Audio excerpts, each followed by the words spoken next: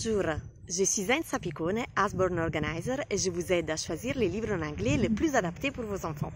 Vous venez de voir les livres de la collection Fingerprint Activities and Rubber Stamp Activities.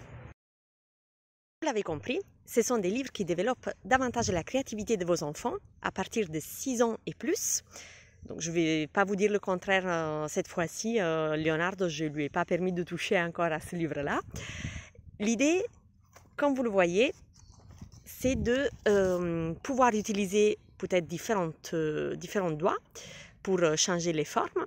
Alors, je me suis un peu ratée, vous l'avez compris, parce que je tourne toute seule cette vidéo, donc c'est pas forcément évident de faire des belles formes lorsqu'on ne voit pas forcément bien ce qu'on fait. Mais l'idée, c'est quand même très important de nettoyer son doigt à chaque différente couleur qu'on souhaite utiliser. Et à chaque page, vous avez donc un exemple de ce que vous pouvez faire, mais bien entendu, vous avez la possibilité, votre enfant a la possibilité de faire tout ce qu'il souhaite. Ici, par exemple, pour les lucioles, ce qui est suggéré, c'est de mettre un bout jaune à la fin, qui va représenter la lumière des lucioles. Ici, vous avez la sauterelle, donc vous voyez que l'enfant peut aussi finaliser le dessin comme j'ai dû le faire avec un feutre.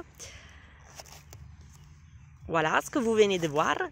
Et bien entendu, beaucoup plus d'images. Le livre est composé de 64 pages, donc vraiment libre accès à la créativité et aussi un petit peu, j'ai envie de dire, à la patience de votre enfant. Car pour faire un rendu joli, il faut quand même un petit peu s'appliquer.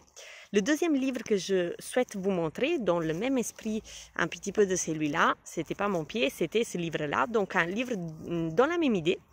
Vous avez plusieurs thématiques, hein, comme c'était le cas de Fingerprint Activities. Celui-ci, c'est avec donc des tampons.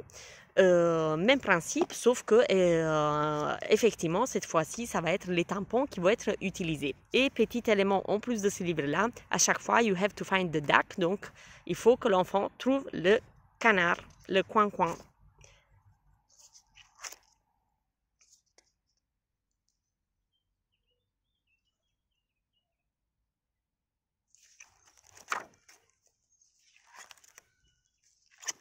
J'espère que ces livres vous ont plu. N'hésitez pas à m'envoyer un petit message Facebook pour avoir plus de conseils sur cette collection ou bien d'autres livres de la collection Usborne.